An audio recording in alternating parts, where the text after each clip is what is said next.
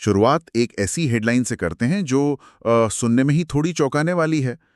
अमेरिकी राष्ट्रपति ने अपने ही देश के 6 सांसदों को देशद्रोही कहा है। और सिर्फ इतना ही नहीं, उन्होंने कहा कि इन लोगों को जेल में होना चाहिए और शायद मौत की सजा भी मिल सकती है। चलिए इसी को खोलकर देखते हैं। आज हमारे पास जो स्रोत हैं वो अपने आप में बड़े अनोखे हैं। ये 24 नवंबर 2025 का मुंबई संस्करण है। हमारा मिशन सिर्फ खबरें पढ़ना नहीं है, बल्कि ये समझना है कि क्या ये 3 अलग-अलग दुनियाएं, वॉशिंगटन की सियासत, मुंबई का शेयर बाजार और सिलिकॉन वैली की टेक्नोलॉजी, क्या ये असल में एक ही कहानी कह रही हैं? बिल्कुल। और यही बात सबसे दिलचस्प है कि कैसे एक दिन का अखबार भी हमें भविष्य की एक झलक दिखा सकता है, अगर हम सिर्फ हेडलाइंस के पीछे छिपे हुए कनेक्शंस को देख पाएं। आज हम यही करने की कोशिश करेंगे, इन अलग-अलग धागों को जोड़कर एक बड़ी तस्वीर बनाने की। कहानी पर वापस आते हैं। राष्ट्रपति डोनाल्ड ट्रंप ने 6 डेमोक्रेटिक सांसदों पर निशाना साधा है, और ये कोई आम सांसद नहीं है। इनके नाम हैं मार्क केली, एलिसा स्लॉटकिन, जेसन क्रो और भी हैं। और खास बात यह है कि ये सभी पहले सेना या खुफिया समुदाय में अपनी सेवा दे चुके हैं। ये तो मतलब बहुत ही गंभीर आरोप है, खासकर ऐसे लोगों पर। और यही इस बात को बहुत ज्यादा गंभीर बनाता है। ये सिर्फ एक राजनीतिक बयानबाजी नहीं है। जब देश का कमांडर इन चीफ अपनी ही सेना के पूर्व अधिकारियों पर, जो अब चुने हुए प्रतिनिधि हैं, उन पर राजद्रोह का आरोप लगाता है, तो ये सीधे तौर पर सेना और सरकार के बीच के भरोसे पर सवाल उठाता है। ये एक बहुत ही आप कह सकती हैं खतरनाक लकीर है जिसे पार किया जा रहा है। लेकिन एक सवाल है, क्या इसे सिर्फ एक चुनावी हथकंडा नहीं माना जा सकता? क्या ऐसे बयानों का जमीन पर वाकई कोई असर होता है, या ये सिर्फ सोशल मीडिया पर शोर मचाने के लिए है? ये सवाल बहुत जरूरी है। देखिए, अगर ये सिर्फ एक बयान होता तो शायद हम इसे नजरअंदाज कर सकते थे, लेकिन स्रोत हमें याद दिलाता है कि ये एक पैटर्न का हिस्सा है। ट्रंप ने पहले भी वो स्थानीय अधिकारियों की मर्जी के खिलाफ कई अमेरिकी शहरों में नेशनल गार्ड को तैनात किया है। उन्होंने कैरिबियन में कथित ड्रग तस्करों के जहाज़ों पर हमले का आदेश दिया, जिसमें 80 से ज़्यादा लोग मारे गए थे। जब हम इन कार्रवाइयों को आज के बयान के साथ रख कर देखते हैं, तो ये सिर्फ शब्द नहीं रह जाते, ये एक इरादा दिखता है। अच्छा, और ये जो तनाव है ये सिर्फ अमेरिका की सीमाओं के अंदर नहीं है। ऐसा लगता है कि ये पूरी दुनिया में फैल रहा है। ईरान से भी एक बड़ी खबर है। वहाँ के खुफिया मंत्रालय ने एक चेतावनी जारी की है कि अमेरिका और इजराइल जैसे विदेशी दुश्मन उनके सर्वोच्च नेता आयतुल्ला अली खामेनी को निशाना बनाने की फिराक में हैं। और इसी खबर में एक बहुत ही अजीब विरोधाभास भी छिपा है। स्रोत में ट्रंप के एक पुराने बयान का जिक्र है, जिसमें उन्होंने खामेनेई को एक बहुत आसान लक्ष्य बताया था, लेकिन बाद में उन्होंने यह भी दावा किया कि उन्होंने ही खामेनेई को एक बहुत बदसूरत और अपमानजनक मौत से बचाया था। एक मिनट, मतलब एक तरफ आप किसी को आसान टारगेट बता रहे हैं और दूसरी तरफ कह रहे हैं कि मैंने तुम्हें बचाया। ये क्या चल रहा है? ये तो समझ से ही बाहर है। बिल्कुल, यह आज की अंतर्राष्ट्रीय राजनीति की हकीकत को दिखाता है। ये बहुत ज्यादा व्यक्तिगत और अप्रत्याशित हो गई है ना?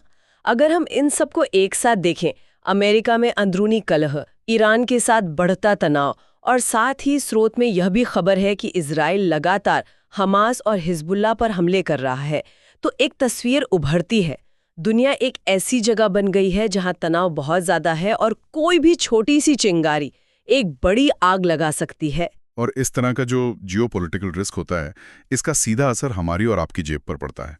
और भारत में तो इसका असर दिखना शुरू भी हो गया है, रुपए की हालत देखकर। हाँ बिल्कुल, आज की तारीख में भारतीय रुपया डॉलर के मुकाबले 89.49 के अपने सबसे निचले स्तर पर पहुंच गया है। ये सिर्फ एक आंकड़ा नहीं है, ये हमारी आयातित चीज़ों की बढ़ती कीमतों, विदेश में पढ़ने वाले बच्चों की महंगी होती फीस और हमारी अर्थव्यवस्था के लिए एक चेतावनी का संकेत है। लेकिन इसी खबर में एक उम्मीद की किरण भी है। अर्थशास्त्री कह रहे हैं कि अगर अमेरिका के साथ एक व्यापार सौदा हो जाता है तो रुपया वापस 88 प्रति डॉलर तक मजबूत हो सकता है। पर यहाँ एक बड़ा लेकिन है। अमेरिका ने भारत से आने वाले ज्यादातर सामानों पर 50% का भारी भरकम टैरिफ लगा रखा है। ये एक क्लासिक आर्थिक खींचतान है। इसे ऐसे समझिए कि आपकी गाड़ी बहुत तेज दौड़ सकती है, लेकिन आपने हैंड ब्रेक खींच रखा है। कमजोर रुपया हमारे निर्यातकों के लिए एक रेस ट्रैक की तरह है, जिससे उनका सामान विदेशों में सस्ता हो जाता है। लेकिन वो 50% का टैरिफ उस हैंड ब्रेक की तरह है, जो सारे फायदे को लगभग खत्म कर देता है। ये दिखाता है कि आज की दुनिया में अर्थव्यवस्था और राजनीति एक दूसरे से कितनी गहराई से जुड़ी हुई हैं। अच्छा, अब एक ऐसी खबर है जिस पे मुझे पहली बार में यकीन ही नहीं हुआ। इजराइल तेल अवीव में $50 अरब का एक विशाल मेट्रो रेल प्रोजेक्ट बना रहा है और वो चाहता है कि भारतीय कंपनियां इसे बनाएं। वाणिज्य मंत्री पीयूष गोयल के हवाले से लिखा है कि इजराइल की गहरी इच्छा है कि भारतीय कंपनियां इसके लिए आक्रामक रूप से बोली लगाएं। ये तो बहुत बड़ी बात है। ये वाकई में बहुत बड़ी बात है। ये सिर्फ एक कंस्ट्रक्शन कॉन्ट्रैक्ट नहीं है, ये इस बात का सबूत है कि दुनिया भर में भारत की इंजीनियरिंग और इंफ्रास्ट्रक्चर बनाने की क्षमता को अब गंभीरता से लिया जा रहा है। ये एक तरह से भू राजनीतिक और आर्थिक साझेदारी का संकेत भी है। लेकिन इसी अखबार में एक और खबर है जो थोड़ी उलझन पैदा करती है। फ्रांस की बड़ी ऊर्जा कंपनी है टोटल एनर्जीज, वो अडानी ग्रीन एनर्जी में अपनी 6% तक की हिस्सेदारी बेचने की तैयारी कर रही है। तो एक तरफ इजराइल से अरबों डॉलर का न्योता आ रहा है और दूसरी तरफ एक बड़ी यूरोपीय कंपनी भारत के एक बड़े ग्रुप से अपना पैसा निकाल रही है। ये दिखाता है कि वैश्विक पूंजी यानी जो ग्लोबल पैसा है वो कितना चंचल हो गया है। वो कहाँ से निकल रहा है और कहाँ जा रहा है, इसका खेल बहुत जटिल है। एक मिनट, क्या हम इन दोनों को इतनी आसानी से जोड़ सकते हैं? टोटल एनर्जीज का अडानी ग्रुप से निकलना एक कंपनी का अपना फैसला भी तो हो सकता है जिसका इजराइल के प्रोजेक्ट से कोई लेना देना ना हो। क्या हम यहाँ दो अलग अलग कहानियों को जबरदस्ती नहीं जोड़ रहे हैं? आपका सवाल बिल्कुल सही है। इन दोनों के बीच कोई सीधा कनेक्शन शायद ना हो, लेकिन ये एक बड़े ट्रेंड की ओर इशारा करता है। आज के अनिश्चित माहौल में वैश्विक पैसा अब रणनीतिक और भरोसेमंद साझेदारियों की ओर जा रहा है। इजराइल का भारत को आमंत्रित करना दिखाता है कि वो भारत को एक भरोसेमंद रणनीतिक साझेदार के रूप में देख रहा है। वहीं टोटल एनर्जीज का फैसला उनके अपने व्यावसायिक कारणों से हो सकता है, शायद वे अपना निवेश कहीं और केंद्रित करना चाहते हों।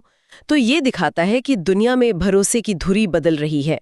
पैसा सिर्फ मुनाफे के पीछे नहीं बल्कि स्थिरता और भरोसे के पीछे भी भाग रहा है। ये जो भरोसे और राजनीति की बात है, इसे बदलने में एक और चीज का बहुत बड़ा हाथ है, टेक्नोलॉजी। और आज की तारीख में टेक्नोलॉजी का मतलब है एआई। हमने पहले भी बात की थी कि कैसे ट्रंप एआई से बने मीम्स इस्तेमाल कर रहे हैं और ये थीम तो पूरे अखबार में छाई हुई है। बिल्कुल, सेल्सफोर्स के एक शीर्ष अधिकारी हैं वाला अफसर, उनका एक बयान है जो किसी को भी चौंका सकता है। उन्होंने कहा है एआई बिजली जितना ही जरूरी होगा और व्यवसाय या तो स्वचालित होंगे या पतन की ओर होंगे। सीधी भाषा में कहें तो या तो बिजनेस अपने आप चलेंगे या फिर बंद हो जाएंगे। ये सुनकर तो थोड़ा डर भी लगता है। सोचिए, एक दिन शायद किराना स्टोर का मालिक दुकान पर नहीं होगा, बल्कि एक एआई उसके लिए सारा सामान ऑर्डर कर रहा होगा, दाम तय कर रहा होगा और हिसाब भी रख रहा होगा। और उनका मानना है कि भारत इस बदलाव का एक बहुत बड़ा केंद्र बन सकता है। और ये सिर्फ बिजनेस की बात नहीं है, एआई हमारी राजनीति और समाज को भी बदल रहा है। जैसा कि आपने बताया, राष्ट्रपति ट्रंप अब खुलेआम एआई से बनी तस्वीरें और मीम्स अपने सोशल मीडिया पर पोस्ट कर रहे हैं। इससे हो ये रहा है कि जो मीम बनाने वाले लोग पहले इंटरनेट के किसी कोने में गुमनाम रहकर काम करते थे, उन्हें अब सीधे राष्ट्रपति से पहचान मिल रही है। ये एक बहुत बड़ा बदलाव है। और इसी के जवाब में YouTube, Facebook और Instagram जैसी कंपनियां अब ऐसे टूल ला रही हैं जिनसे यूजर्स ये बता सकें कि कोई कंटेंट एआई से बना है। मतलब एक तरफ एआई तेज भाग रहा है और दूसरी तरफ ये बड़ी कंपनियां उसमें पारदर्शिता लाने के लिए उसे पकड़ने की कोशिश कर रही हैं। बिल्कुल, ये एक तरह की दौड़ है। लेकिन यहाँ एक और गहरा सवाल है जो अखबार के एक संपादकीय लेख में उठाया गया है। लेख कहता है कि एआई भारत की तरक्की की कहानी को फिर से लिख रहा है, लेकिन हम आज भी उस तरक्की को नापने के लिए पुराने पैमाने जैसे कि जीडीपी का इस्तेमाल कर रहे हैं, जो अब काफी नहीं है। वाह, ये तो बहुत बड़ी बात है। मतलब हो सकता है कि देश असल में ज्यादा तरक्की कर रहा हो, बस वो हमारे पुराने जीडीपी के आंकड़ों में दिख नहीं रहा। इसका मतलब तो ये हुआ कि सरकार जो नीतियां बना रही है वो शायद गलत डेटा पर आधारित हैं। बिल्कुल, यही आज की सबसे बड़ी चुनौतियों में से एक है। सोचिए, एक गिग वर्कर जैसे कोई डिलीवरी करने वाला या फ्रीलांस राइटर जो एआई टूल इस्तेमाल करके अपना काम ज्यादा कुशलता से और तेजी से कर रहा है, उसकी बढ़ी हुई प्रोडक्टिविटी जीडीपी में कहाँ दिखती है? या एक छोटा दुकानदार जो एआई की मदद से अपनी इन्वेंट्री को बेहतर तरीके से मैनेज कर रहा है, जिससे उसका सामान बर्बाद नहीं होता, उस फायदे को हम कैसे नापते हैं? सही बात है, ये तो हमने सोचा ही नहीं। हम तो बस ये देखते हैं कि कितनी चीजें बिकी या कितनी सर्विसेज दी गईं। असर को भी ध्यान में रखना होगा। अगर हम प्रगति को सही ढंग से माप ही नहीं पाएंगे तो हम सही दिशा में नीतियां कैसे बना पाएंगे? तो आज की इस पूरी पड़ताल से हमने क्या सीखा? हमने देखा कि दुनिया एक ही समय में कई मोर्चों पर जूझ रही है। एक तरफ जबरदस्त राजनीतिक तनाव है, दूसरी तरफ आर्थिक साझेदारियां बन और बिगड़ रही हैं, और इन सब के ऊपर एआई की एक ऐसी लहर है जो हर चीज को बदलने की ताकत रखती है। और हमने ये भी देखा कि ये सब अलग-अलग खबरें नहीं हैं, बल्कि एक ही बड़ी कहानी के हिस्से हैं। अमेरिका का एक ट्वीट भारत के रुपए पर असर डालता है। सिलिकॉन वैली में बनी एक टेक्नोलॉजी वॉशिंगटन में राजनीति करने का तरीका बदल देती है। और ईरान में बढ़ता तनाव दुनिया भर के ऊर्जा बाजारों को हिला सकता है, जिसका असर हम सब पर पड़ता है। हम आपको एक आखिरी विचार के साथ छोड़ते हैं। इसी अखबार में एक छोटी सी लेकिन बहुत ही हैरान करने वाली खबर है। डोनाल्ड ट्रंप और न्यूयॉर्क के नए एकदम लेफ्ट विंग मेयर जोरान ममदानी के बीच एक मुलाकात हुई, और कहते हैं कि दोनों बड़े दोस्ताना अंदाज में मिले, जिसकी किसी ने उम्मीद नहीं की थी। लेख इसे चुनाव के बाद के राजनीतिक विरोधाभास का सूचक कहता है। तो विचार ये है, आज हमने जिस गहरे ध्रुवीकरण और दुश्मनी पर चर्चा की, उसे देखते हुए क्या होगा अगर सबसे अप्रत्याशित बदलाव तकनीक या अर्थव्यवस्था में नहीं, बल्कि ऐसे अजीबोगरीब राजनीतिक गठजोड़ में हो? जब कट्टर दुश्मन एक आम जमीन ढूंढते हैं, तो यह भविष्य के लिए क्या संकेत देता है?